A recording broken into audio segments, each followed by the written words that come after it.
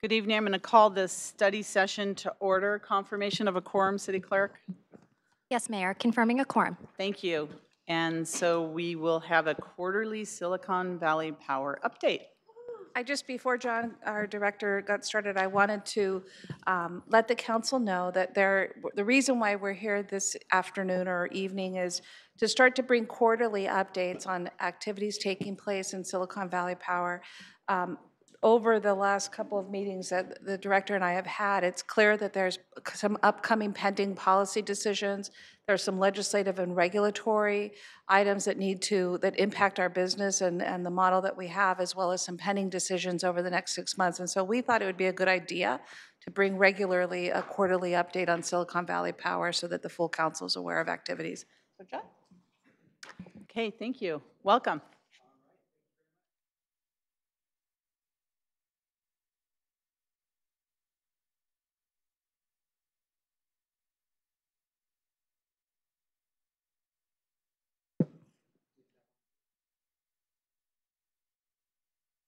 I want to make sure everybody hears you.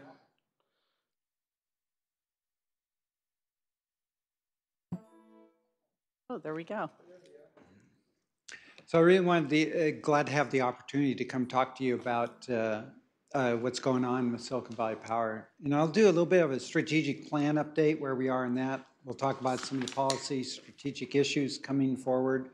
I do want to give you kind of an operational update where we stand, financially, where our load growth is doing, little L&R update because it's really an active part of the season right now with the legislature. And we'll talk about some near-term council items coming up in the next couple, 2-3 weeks, and then we'll just give you a couple topics that will be coming up in a few months here. So, as the city manager said, we really want to start communicating better, with you and more with you, and really having a chance to talk through some of these issues, and that came out through our strategic planning process as well as our discussions here. And so to start with, just reiterating the strategic planning process, we entered into this because there's a lot of changes happening out there. There's a changing energy mix. There's the desire for resilience and sustainability. Our customers are changing and increasing their expectations. We're also having, competitive workforce challenges and so on. We're going to need to make sure that we're able to attract and retain the required expertise. And there's actually a class and comp study going on with the management, in the city and Santa Clara because it's important for us there. Cybersecurity is a huge issue, with us. And then the technology is continuously changing. And we need to be innovative as we're moving forward. And so some of these things, you lose a little bit of that innovation sometimes when you're constantly trying to meet the customer's needs, and we can take a closer look at that.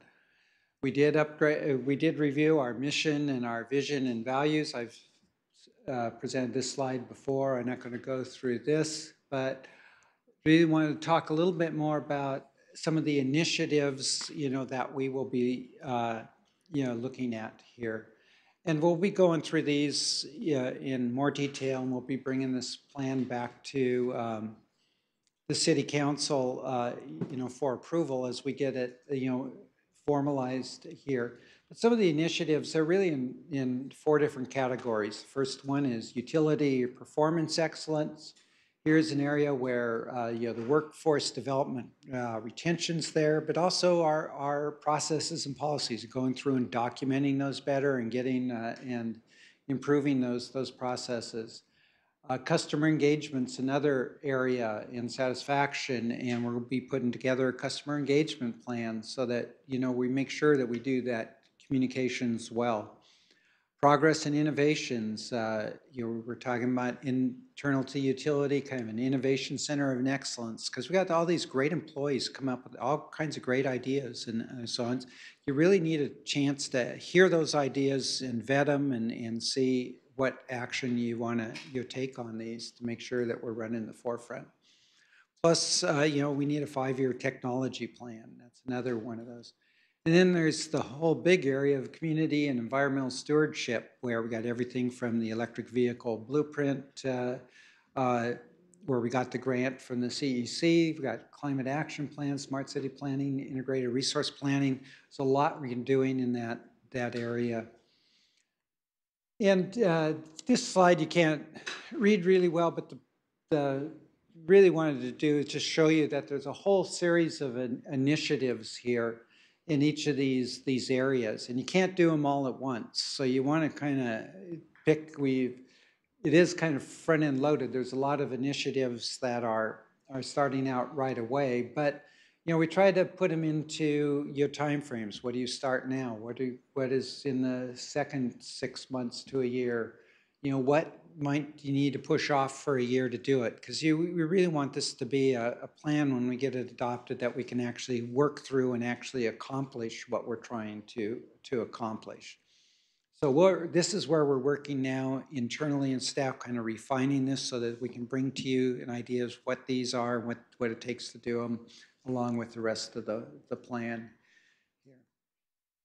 Now, the operational update, obviously, we just had the celebration for our crews that went to Reading in support of the Carr Fire mutual aid. Again, that was really 2/3 of our overhead crews and resources were there. But it'll pay dividends to us as a great experience for the guys.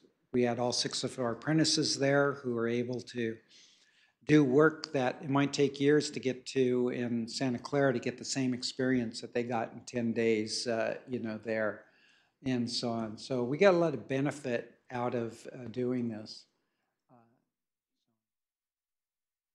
Kind of shifting gears a little bit and talking about our load growth. And this is through, if we look at the end of the fiscal year, June 30th of the 17-18 fiscal year, we had projected a 3.8% load growth in there, pretty steady growth that we've been seeing.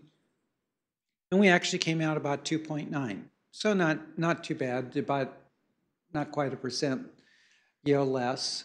There's a number of things in there. It's been actually, we had pretty good load growth going through most of the year. We got into the spring and it kind of slacked off, a little bit year on year, if you look at it year on year.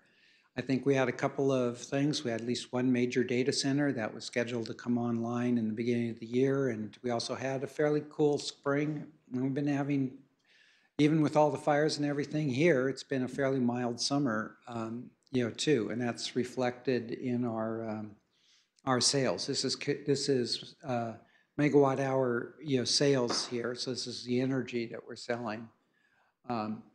So how does that reflect into the utility, and how's that impacting us? So if we look at what we did with our operating revenues and expenditures, we actually for sales and operating basis, we had about 99% of the revenue that we expected out of the sales, which fits pretty much on the experience we had in the sales.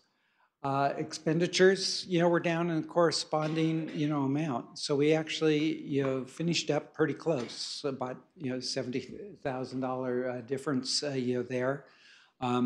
We're actually expecting a little bit more of a difference to be able to put into reserves and other uses. So, but we did come out in a positive, area. The 191 fund is our public benefits programs. And this one is interesting because, again, we got close to the revenue that we expected. But these are programs, our energy efficiency programs, low-income programs, and programs where we actually have to get the customers to participate in. And we're constantly trying to push these programs and expand these programs and get that participation in them.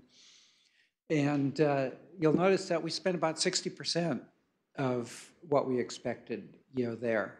Now that money will carry over, and it can only be used for public benefits programs, but that's an area where we got to continually work on, expanding and uses and looking at those programs so that we can benefit our customers there. Debt service, is pretty much, where we expected it to be. Interest rates were, coming up and higher, and that change in interest rates, produced a little bit more revenue than we expected on some of those reserve areas. And then we're always kind of conservative on the expenditures, so there's about 1.4 million, there. Then the capital summary is another one to kind of flag and look at. We had $71 million of open projects when we started the year. We added $57 million of projects, and we only spent $26 million. So that means we got $102 million worth of open capital improvement projects going into this at the end of the fiscal year. So we know we have a lot of projects that we need to take care of. Some of these are very big projects. They go over multiple years, so the expenditures come, they're kind of lumpy. They come at, in time. But this is something that we'll continue to work on. And actually, I have some more slides in this area. Just graphically, most of our money comes in from charges for services, a little bit from interest, other rents, royalties, steam sales, different things that we have there. In the expenditures, it's mostly in resource and production costs. Certainly, 2/3 of it goes, to that's buying electricity, buying natural gas for the power plants. That's our joint action agencies. That's paying for transmission services, the ISO, and so on. They're all in that piece of it. Salary and benefits are our next biggest piece, but they're about 10% of the overall budget, followed by services and supplies and debt service and lieu, things like that, as other pieces of our expenditures as we go through that. Now this slide we showed before. When we talked about the load growth, the data centers that are out there, if we look at the red line, it just shows that all the data centers who have asked to be located here and are in various stages of planning are shown in that red line. The other line, the green line and the black line, not everything comes to fruition, but we need to have the system capacity in order to serve those data centers or whatever the loads are, if they do come online.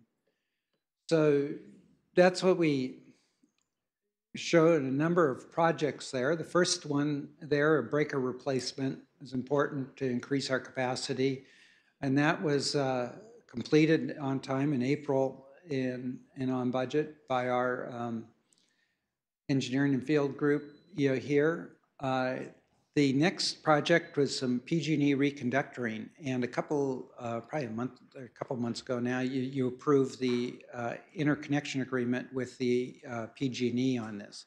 And these are PG&E lines that need to be reconductored, and part of that settlement include the financing for these lines, how the costs were going to be split. So now PG&E has scheduled that to do that work this winter, so it should be done over this winter, and by early spring, those should be done. So that actually brings a pretty specific, pretty significant increase in our ability to serve, and takes us up to that 800 megawatt level. The other steps out there we have in the plan, in the budget. So as we move forward, we stage them as necessary as we go forward. Now, where are we today? This is capacity. This is megawatts. This is how much, what is your peak load? That's what you have to build the system for. That star there below all the lines, that's where we are this summer. It's at about 530 megawatts. We peaked at 586, last year. And that was, last year it was a super hot day. It was just a really heat spell. September 1st was the day we peaked. We actually only expected to get back up to that 586 again this year, just because you never plan, you don't expect that peak temperature like that, again. But we're at 530, and peak, as much as anything, is really driven by temperature. And this is we are a fairly flat load, but we still have a peak where temperature is driven. So if we come back up into days in the high 90s, we can see that peak go where we where we were expecting it to. But there's a lot of variables that that go into this. So project-wise, this is just a graphic of the projects there. The red ones are where we're expanding our system, capacity and how those, slot in there. The light blue ones, those are the replacements. We got to continue to upgrade our infrastructure and replace our substations. Yeah, and we're moving forward on Sarah Substation. I think we got it worked it out with Agilent so that we can move that project forward. And those we kind of do in sequence. So as we go, we'll work our way through. The ones there in the darker lines at the bottom, those are driven by developments. So you got City Place with Esperanza substation. We'll need to have that online in 2020. Then you got the other four substations. Parker's under development now. It's well through the design stage and so on.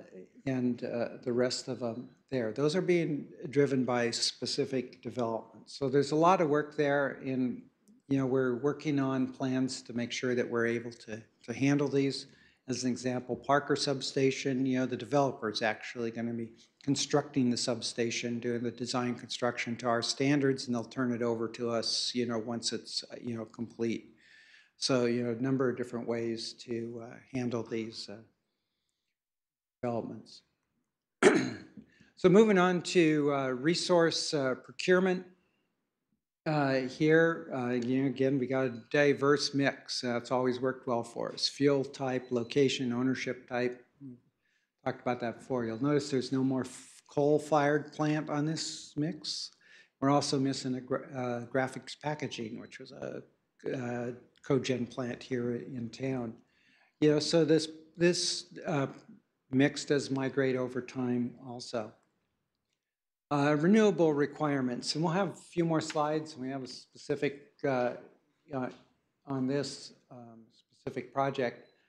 We're required to be at 50% by 2020. We're currently at 38, 39% renewables right now.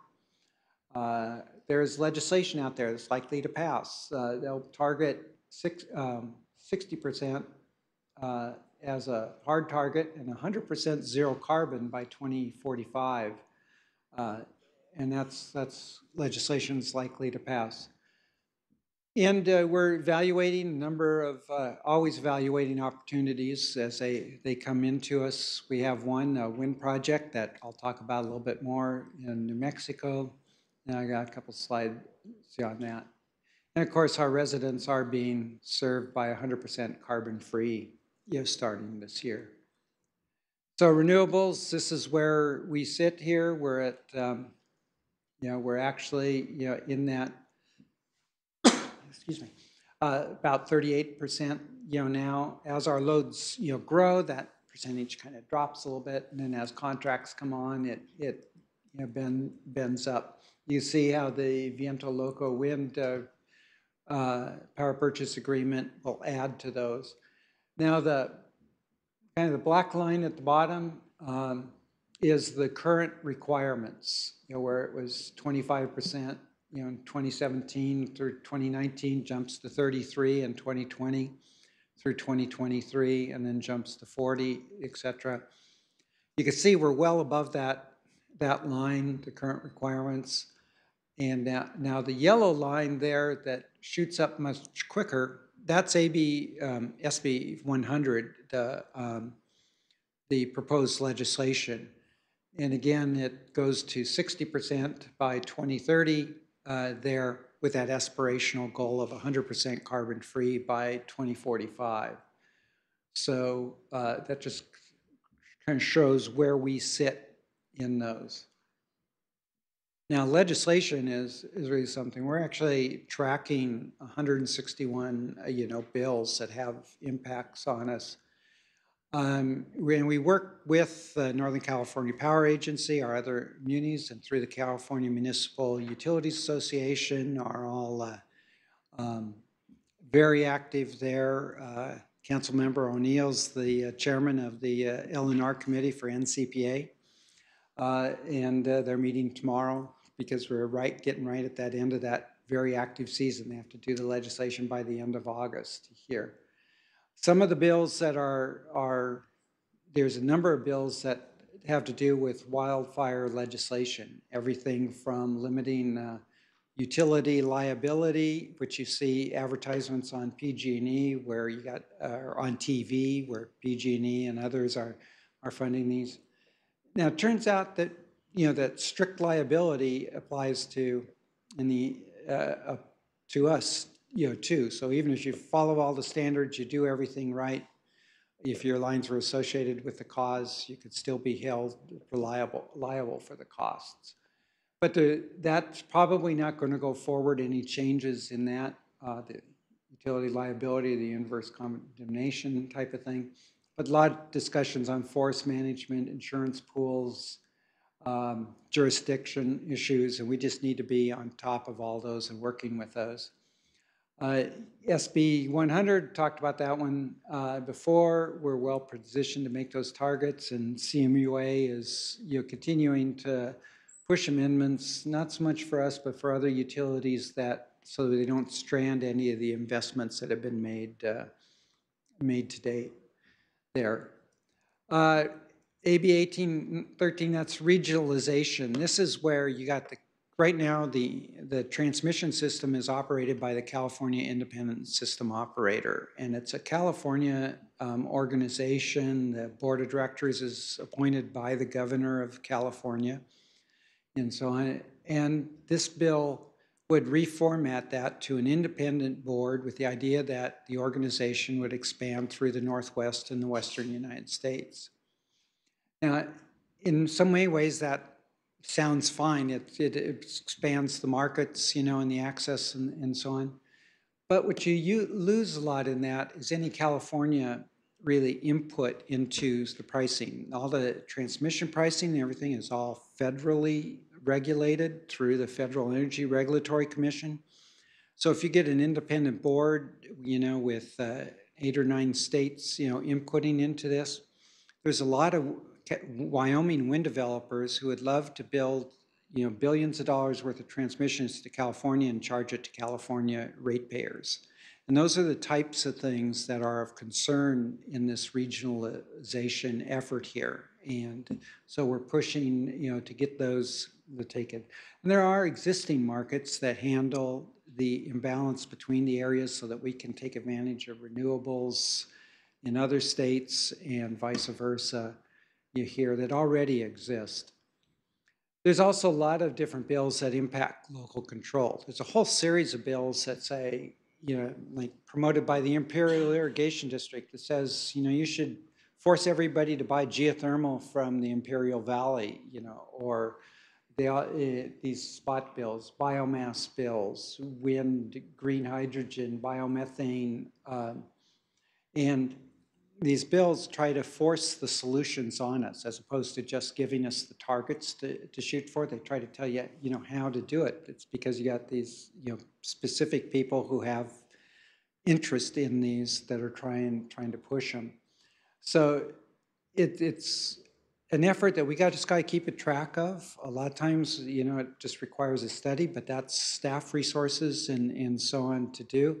What we're trying to do is retain the control locally so that you guys are the ones that have the control over our resources and the utility here.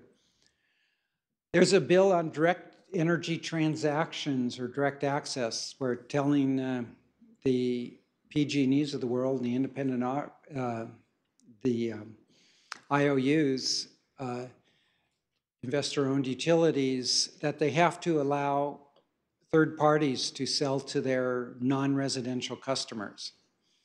And again, that doesn't apply to munis, which is good, but then it really changes the marketplace and changes the pressures on the munis, and then also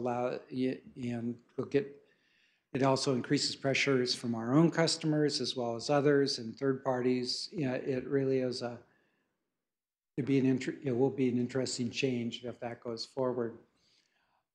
There's also bills that are just to have duplicative reporting requirements. You know, right now it seems like every agency out there has their own reports to do. Sometimes they're very, very similar. Sometimes they're within the same agency, but different legislation or different groups are asking for very similar information, and we just have to do report after report, you know, in some of these areas.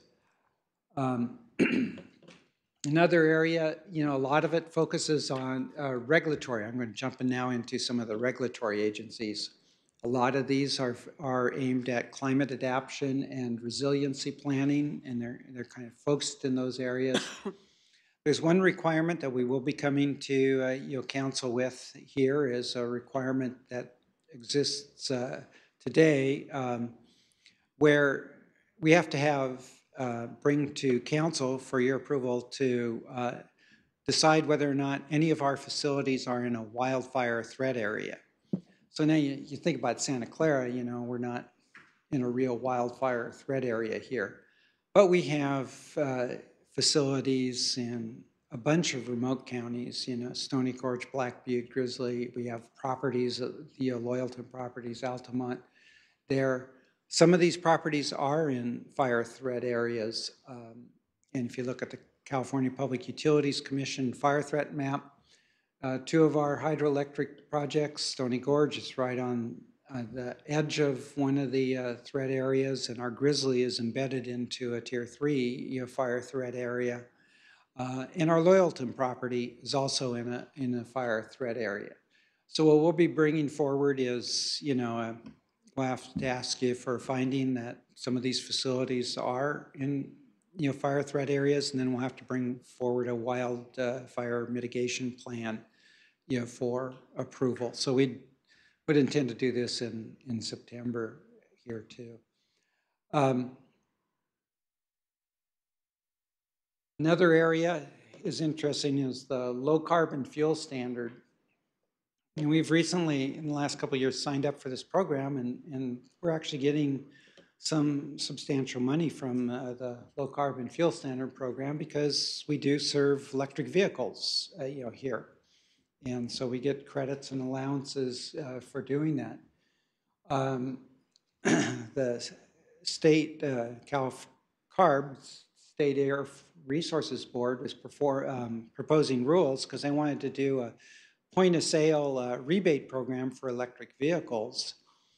And they wanted to take all of that money and put it all into the state-run, you know, program. So we pushed back because we can use those funds to propose programs that incent electric vehicles and charging here in Santa Clara. You know, and again, keep those dollars locally and control locally here.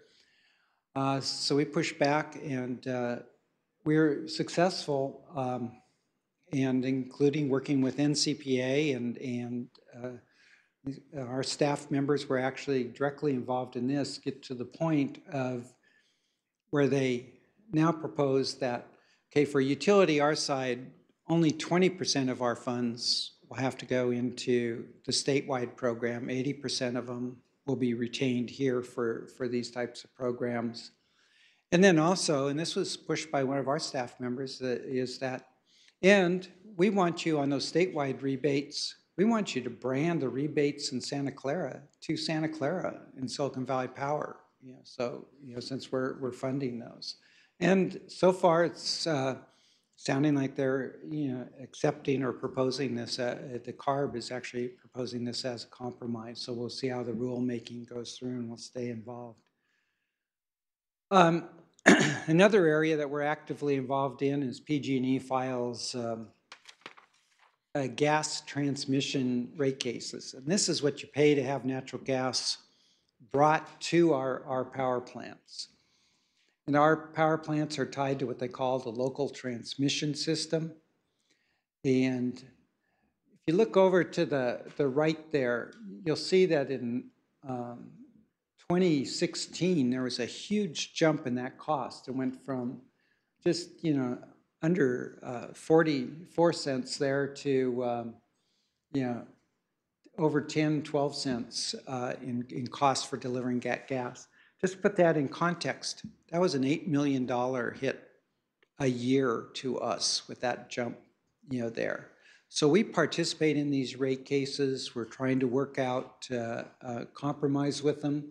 One of our good arguments is that a lot of power plants are attached to that blue line down at the bottom, the backbone rates. And the red line, in power plants like ours that are attached to the local transmission pay substantially more. That actually creates a non-competitive position between the two power plants. Now, the reason that jumped, by the way, is the local transmission is what San Bruno was fed off of.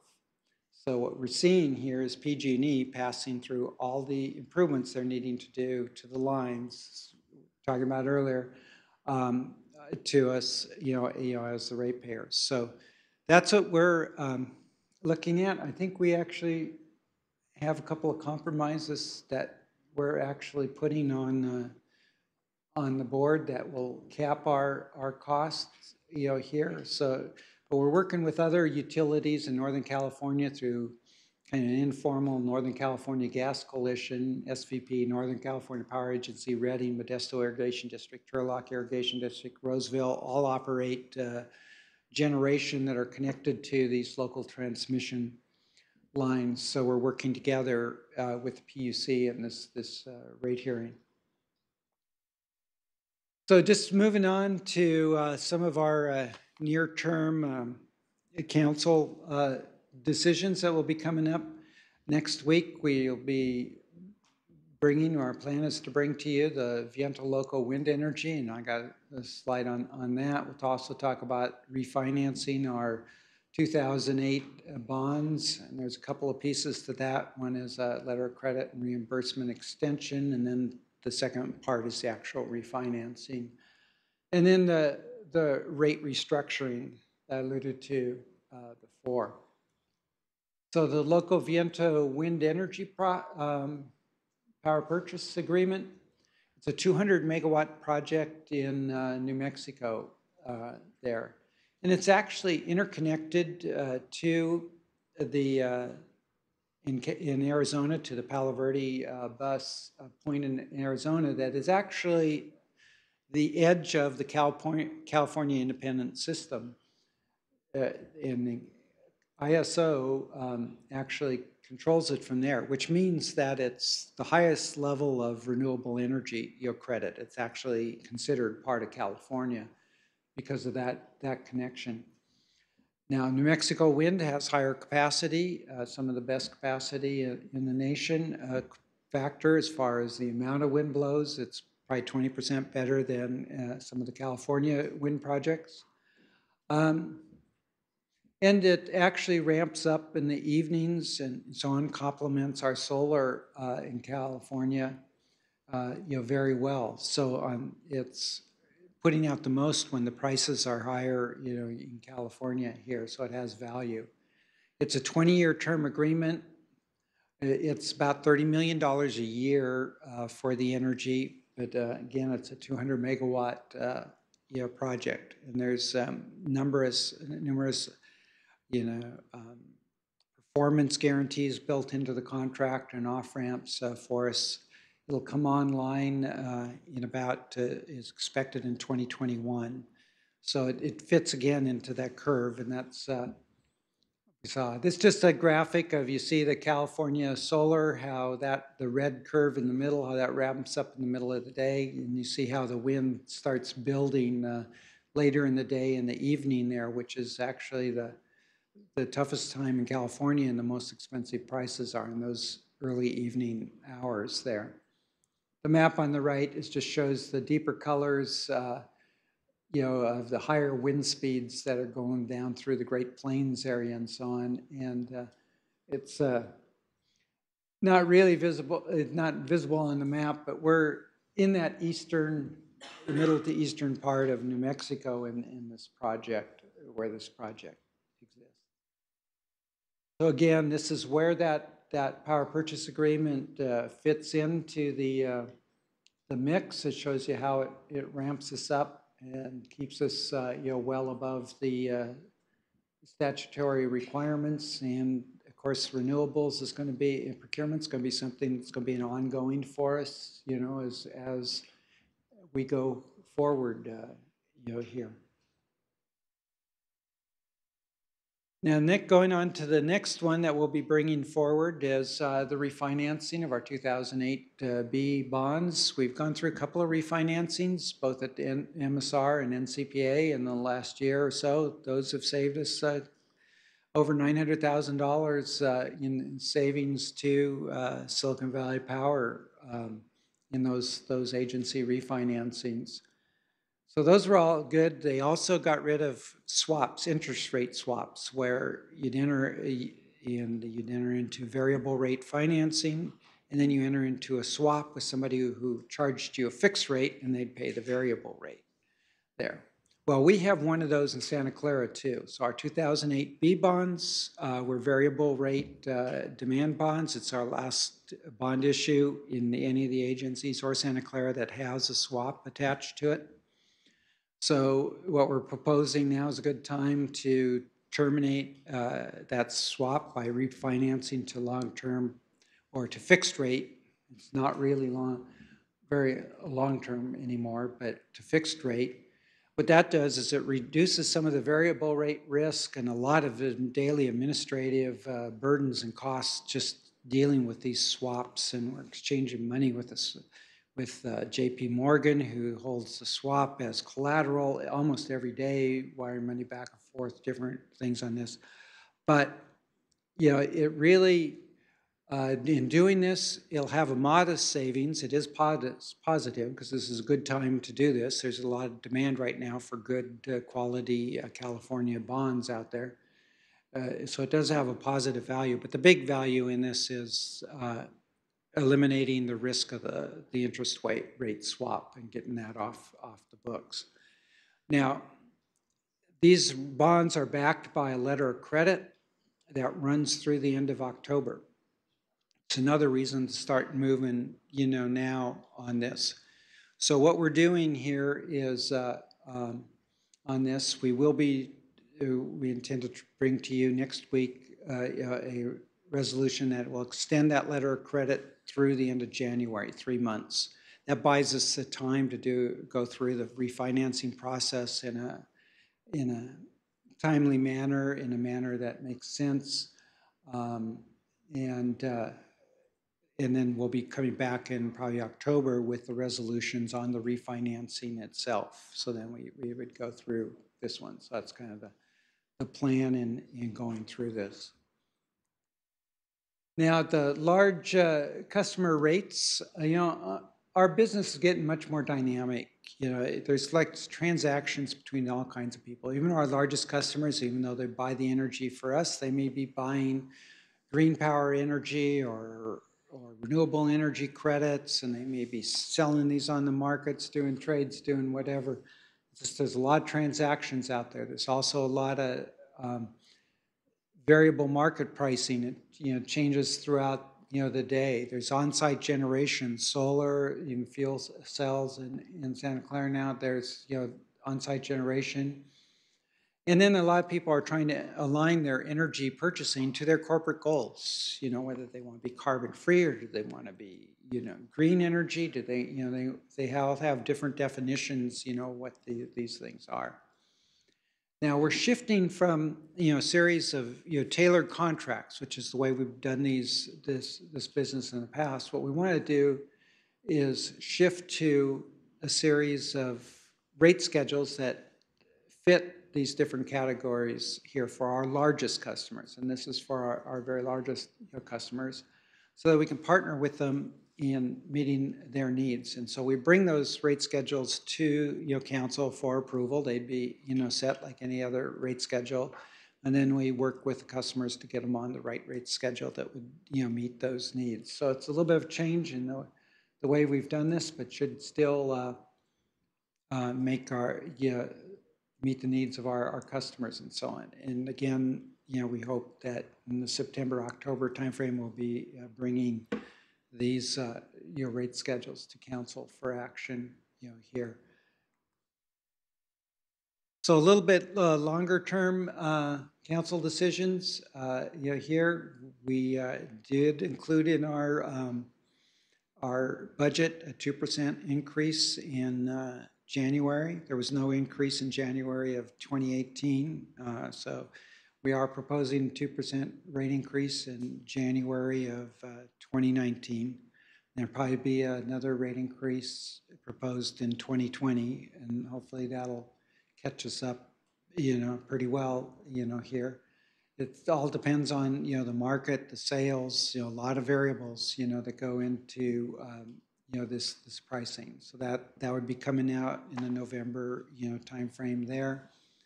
The strategic plan, hopefully we'll be in a position to bring you back, the strategic plan for approval. We also are working on an integrated resource plan that we need to have approved, by the end of the year. We're holding public meetings on that.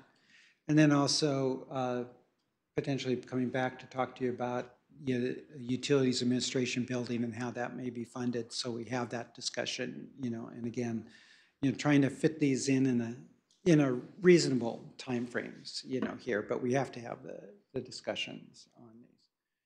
So with that, I should have pointed out, you'll notice throughout all of these slides, we had pictures of our guys at their summer camp here in Reading. Is that all that murky air? Yeah, you can see I all noticed these the color slides of have it. kind of a yellow, reddish, Yeah. you can really see, the air that they were working on and the conditions, they were, working in. And our, crew foreman, those are fairly tall poles, and their guys, up there working at the top. Our crew foreman kept telling the other guys, well, our apprentices love to climb. They'd love to go up there and work up on top of the poles, so they're always pushing them to go up there. But it was, great experience, for them all. So that's, essentially what I had to present. So open to any questions. Thank you. That's a tremendous amount of information. We appreciate it, and we appreciate the updates as to what's going on with SVP. And it looks like we have a lot of work ahead of us with all these plans as well. Councilmember O'Neill? Oh, thank you. So thank you very much for the presentation, Director Rockama. So just commenting on one of those photographs for ask a couple other questions. I see right there in the middle there, we've got a very big wooden pole, which I think in some of these situations they do catch on fire. So, I mean, obviously with like the transmission towers, we see it's metal.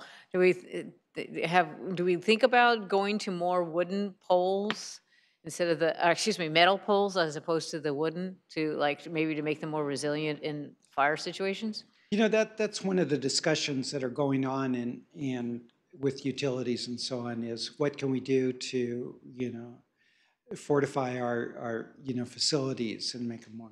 Now, the cost difference between, setting, wooden poles and putting the towers on it at voltages like 115,000 volts, where these lines were operating at, is tremendous. I don't know what the difference is, but it's cost. But then again, if you're burning them down and having to rebuild them, then it makes sense. So that'll have to be decisions that'll be, made on a case-by-case basis, but that is one of the ones that is on. Okay, great, thank you. So we look at the graphs and we look at where we need to be in terms of going to carbon-free sources of energy, and you showed the difference that bringing the wind plant on. And I guess when you're talking about the only differences in those ratings is the relative average wind speed. Okay, so when we still look at that and that comes online and the gap there, so what are the kinds of things that you're thinking of in terms of how do we fill the rest of the gap? Do we look at more electrification of in order to serve what we believe will be the electrification of transportation? So are you, how do we wean ourselves off of even more of the natural gas? Or so what are you looking at? Do you think more wind, more solar?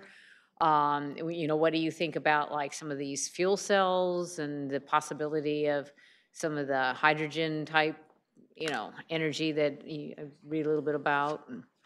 Yeah, we have to look at all of the above, here, to be honest with you. Right now, the cost-effective ones and the ones available today are solar's coming way down on price. But we're seeing so much solar in the middle of the day that sometimes they pay the solar operators have to pay to have people take their energy, from them at some times. But that's got to be then tied with storage, so storage is another option, out there. But wind and solar are the two most cost-effective ones. The other one we're, invested in is small hydroelectric projects, which are renewables too. We have contracts with, Tridam and a couple other agencies there with renewable,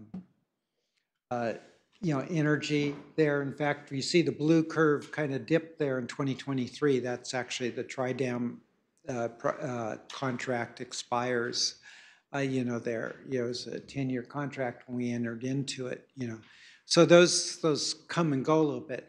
So our procurement's going to be on an ongoing basis. So we're going to have to look at all those alternatives, and as they come in, fuel cells right now, what you're seeing marketed in Santa Clara right now, are all natural gas based. They produce just as much CO2, and they're about as efficient as the Northern California Lodi Energy Center. So they're really no better as far as, and they're not renewables there. Now, if they're hydrogen fired, and there's a number of technologies out there, now you got to go out and on one of these bills, they refer to green hydrogen. So hydrogen isn't just, it doesn't, oops, that's, you go back and it depends on how you produce the hydrogen. If you're producing it with carbon producing, technologies, then it's not green. If you're producing it with solar driving electrolysis or something that is powered, then the hydrogen is green, and then those become. But now it's a cost effectiveness, issue and so on. So we're kind of always trying to balance out, the new technologies versus the cost impact on our customers as we're going forward. So we're trying to stay ahead of the curve, but continue to provide a very competitively priced product to our customers. I don't know if I answered your question. Rambled all over the place. But. Yeah. So, well, it's always going to be interesting to look and see what the next technology might be. I think like the geothermal is very intriguing, but I don't know how many. I think that originally the property in Loyalton, wasn't that purchased thinking that might be a good geothermal location, and it turned out not to be. But it seems like that geothermal is a really interesting approach, but I guess you're very limited. You're limited, and we're spoiled because the geothermal that we're in the geysers and NCPA has, we have good quality steam coming out of the ground that can be run directly into turbines. And we have to do a little bit of post-processing to take the hydrogen sulfide out and so on before it's released into the air. But there's not a lot more attached to it. You go to the Salton Sea or the Imperial Irrigation District territory and down the Imperial Valley, again, you're much lower temperatures. You don't have the steam coming out of the ground. You have to pump a fluid into the ground. You bring it up. You got to try to boil that fluid, and it's not hot enough to boil water. So you boil that fluid, then you put it through your heat transfer. Bottom line, a whole lot more expensive, to accomplish. So that's why what you don't want to do is have somebody mandate you and say, you have to buy that technology from that location, no matter what the cost is. So that's where some of these things will become cost effective as they go forward and technologies change. That's what we have to stay on top of and continue to take advantage of what is cost effective and practical. Thank you. Thank you, Councilmember O'Neill. Councilmember Davis?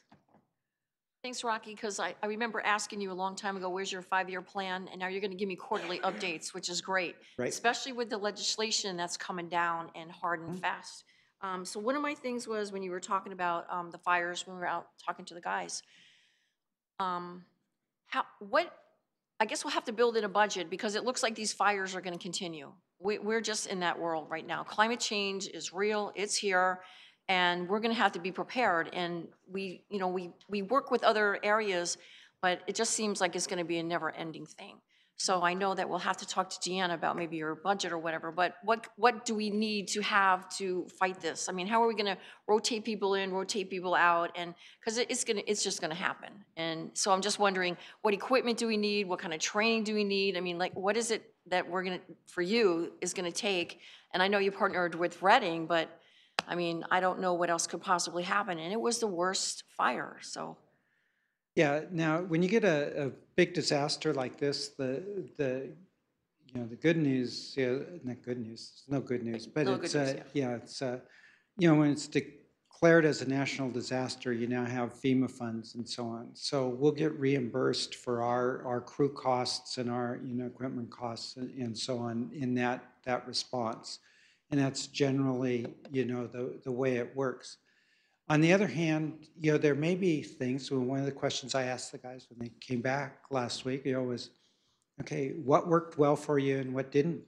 Did your equipment, work well for you? Well, that's the case where, our trucks are urban trucks. They're made for urban and they always will be. You got to get them through. 4x4s maybe for the terrain? Yeah, well, and that's one thing that we might consider. They had one 4x4 pickup that we had that was in our generation area for the remote properties, and We borrowed it. yeah. It's okay. So they went, had that truck with us.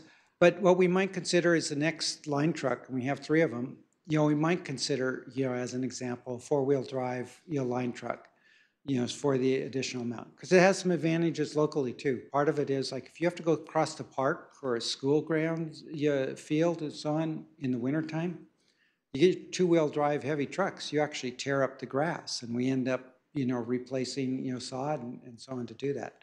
If you had one 4-wheel drive truck, you actually spread out the forces quite a bit, and, you can get, so it might have some local advantages to us. Those are the types of things where we will, as we go forward, as replacements come up. Another one was we were setting huge poles up there, and even we're setting bigger poles, in Santa Clara, just because the standards are changing and the design standards and so on. And we found out that the pinchers on our trucks would go around and grab those poles and hold them straight. Couldn't get all the way around the pole, That's something that we can deal with Like a now. safety issue? Yeah, and that's something we will deal with, before that, time. So these are just some of the things that we're looking at. Now, we're not going to have the helicopters like PG&E had picking poles and, dropping them, down and. They were so kind to give us their, yeah. Yeah. The other thing that I wanted to talk to you about was when you were talking about the programs to get people engaged in the city.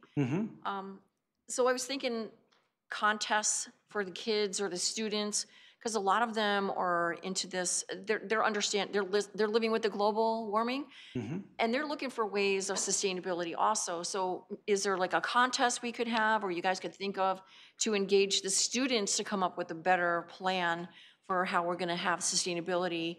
And maybe that might get the kids engaged or get more people involved in what happens. So That is a great idea. I want to look at that because engaging the students always helps because they go home and they start talking to their parents, and then we start seeing the behavior changes and some of the adoption. So it has a lot of benefits, to that. So to look at those things. We had that one high school girl we had that the- Kathy invited. We can have her lead it. the water lead it department up. upstaged you.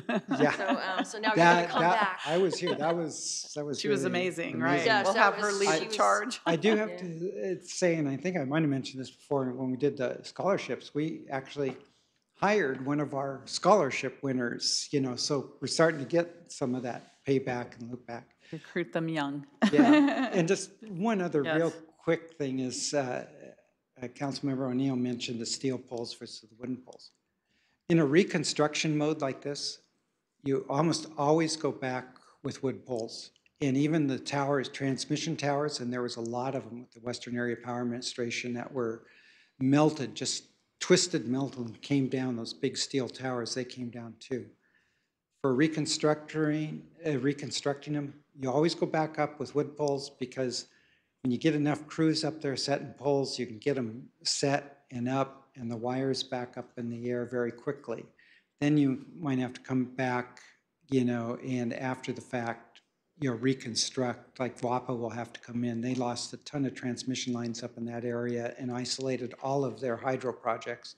they're going to now, they've got them back in operation, but they're all based on wood structures. They'll have to come back and rebuild the steel structures. So steel structures aren't immune to the fires either, so. And my last question was, Yes. do we have a lot of diesel trucks in your fleet? Because that piece of legislation is coming up also for sustainability and part of De Leon's thing where they're trying to move forward with this. Yeah. So, I kind of talked to them, the staff about that a little bit, and they were saying they were keeping a watch on it because when we purchase big trucks or whatever, we have to make sure that it has that lifespan less than what we're looking at. So I just kind of was wondering about that, how many you Yeah, had. all these big line trucks, bucket trucks and so on, they are diesel at are this diesel? point in time. We have had a hybrid bucket truck, a smaller one, in place where the hydraulics were battery driven, so you didn't have to idle the truck while you were lifting the bucket and so on. So there's moves like that. One of the things here is in town, we could probably go to technologies like compressed natural gas or things that are cleaner. But then it's going to hinder your out-of-town responses again, because when you're out in a response like this, the diesel fueling of those vehicles, some of the alternative fuels may not be available. So I think there's a lot we can do there. We can move to a lot, cleaner vehicles, and we'll just Well, look it was at this something as that we I go know, through. Steph, that had kind of already talked about that from another issue that I had. So, yeah, I was just wondering Absolutely. how many, because we were concerned about public safety when we buy the big rigs for the fire department, and now you. So I guess we have to be real conscious about the purchases that we have going forward for, these trucks. So, but thank you. Absolutely. Thank you. Any other questions from the council? Councilmember, Vice Mayor Watanabe? Thank you, Mayor. Just one quick question, because I know we're running out of time here, but is this an opportunity, like when these communities go to rebuild, do people like try to bury the wires, build underneath? I mean, does that make it less of an impact? Like if there's a fire, if the lines are buried, that it's less of a loss to the community, and less work that needs to be or less that needs to be replaced as a result. Yeah, a couple of answers to that is again, when you're in there rebuilding fast, you're probably going to go overhead just because it's faster and back in. But when they come back in and rebuild these communities and these homes, and this area that burned in Reading, I heard that like 50 or 60 doctors and nurses lost their homes. This was a high-end area and so on in Reading that burned. Those are the types of things, when it rebuilds, the utility should come back in, and look at the doing underground services and so on. It's a perfect opportunity. I don't know if it was overhead or underground. The other thing, if you get a fire hot enough, you're probably going to damage the underground system too. Well, But it might be damaged, but it's less likely to have caused, a fire or contributed, to the fire. So that would be important factors there. thank you. Thank you. Thanks. Councilmember O'Neill, did you have another Yes, I did. comment? Thank you. Yes, thank you. So one of the things, John, that you had mentioned, kind of this whole new world of some of our largest customers wanting to provide their own power. And in looking at some of the challenges that we're all going to have with being carbon free. And then also looking at like a lot of the load growth obviously has been from the data centers. So how, when you look at that, I mean, what is your sense? I mean, do you think, with the data centers, I don't know that any of them are saying we want to provide any of our own power. But some of the others, so how big an issue do you think, or how much of a challenge, or is there a way, how do we more effectively work with them, to maybe come up with some kind of integrated business model? But, where do you, how big a piece of the puzzle to be solved is that going forward? Well, there's a big push to install fuel cells in Santa Clara. And last November, we came to council and made sure that there was a standby rate in place. And the reason is we at least wanted to make sure that we were compensated for the services that we were, providing to these. We have since had 3 or 4, large customers who have moved forward with some fuel cells. It's a big area. Our problem, one of the reasons why we haven't really reached out and partnered them again is kind of the carbon production, of those. So, if we can find some, hydrogen alternatives, things like that, that's what we're looking at. Those are the things that we're likely, to want to, more, partner more closely, with. So we do look at that, and we have these discussions internally, is because it's always better if you can work with those customers and work together for a common solution. And Yeah. that's always our first attempt. Yeah. Thank you. Mm-hmm. Thank you. Any other speakers? Questions? Seeing none? Thank you very much, Director thank you. Rakama. City Manager, do you have anything, final comments on this? Great job. Wonderful job. Oh, yes, I'm sorry, members of the public. Mr. Jane, please come forward. I didn't have any cards. So, thank you. Thank you, Director Rakama. I fully agree with your trying to discourage people from using fuel cells. They are no better than combined cycle gas turbine plants. And, most of the hydrogen is created from reforming. They start with natural gas, which is a carbon source. And to Councilmember O'Neill's point, after Viento Loco, there wasn't really anything on the plans, but Viento Loco will take us out to 2024. And, solar prices have come down 89% in the last 7 years. So to try to make contracts for that far out, you don't know what the solar prices are going to be. It might be just cheaper to wait and get some really good prices. I didn't hear a number from the director about the cost per megawatt hour of the Viento Loco PPA. So I'd be interested in knowing what that number was. And then I wanted to know from the unspent public benefits funds, there's a large number there. And is that just due to not enough staff to figure out how to spend that money? And I also am wondering about our streetlight replacement program. It seems like we're behind in replacing streetlights. And again, is that a staff problem? And then I wanted to say that I didn't hear anything about investment in our fiber, in our data, the fiber that Silicon Valley Power provides, because I have this article from May from PC Magazine, how Chattanooga became a tech hub. And they basically was the first city that had gigabit citywide internet. And so if we don't continue to invest in our fiber infrastructure, we're not going to be as attractive for the high tech. And I think that's been really attractive for these businesses moving into Santa Clara. Thank you very much. Thank you. Director Rakama, do you have any just comments on Mr. Jane's questions, fiber and others questions? Yeah, I started taking notes a little bit late, but the fiber optics, we are continuing to expand our fiber optics, but we can tend to look at wholesale dark fiber leasing. We haven't made that jump into the commercial, trying to build out to all the homes. As we saw with Google and others, that's a very expensive step, to do it. I know Chattanooga has done it, successfully, and so on, but it's a question that's out there, but a major initiative. But we continue to expand our fiber with the wholesale, providers, and expand our networks, which give us good base there. Streetlights, we're in process on doing it. Our phase 2 is should be getting underway, in the replacements, here. And we got the next phase that we're looking at. We should be, completing over the next, hopefully, couple of years here, getting all of those conversions in place.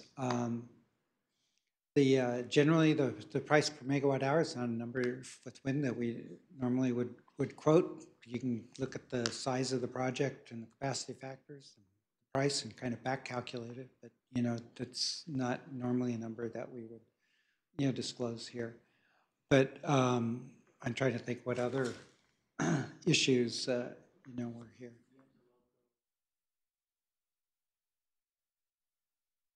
Oh, pass. Yeah, and that's something that we are continually, looking at and opportunities there. And like you say, solar is coming down and comparing its value against wind. It's something we're doing on a continuous basis. Yes. Just given the hour, I would either have an opportunity to talk offline, Okay. and we can always answer in the city manager blog as well. I know we have a 6 o'clock scheduled. Okay, thank you very much. Is there any other member of the public? All right, so this study session is over, and we're going to quickly move over to our Historical Landmarks Commission interviews. Thank you. So Mayor, we'll actually conduct the interviews in the staff conference room so that you don't have to walk all the way down to the clerk's office since we're running short on time. So we have 8 applicants and 2 vacancies.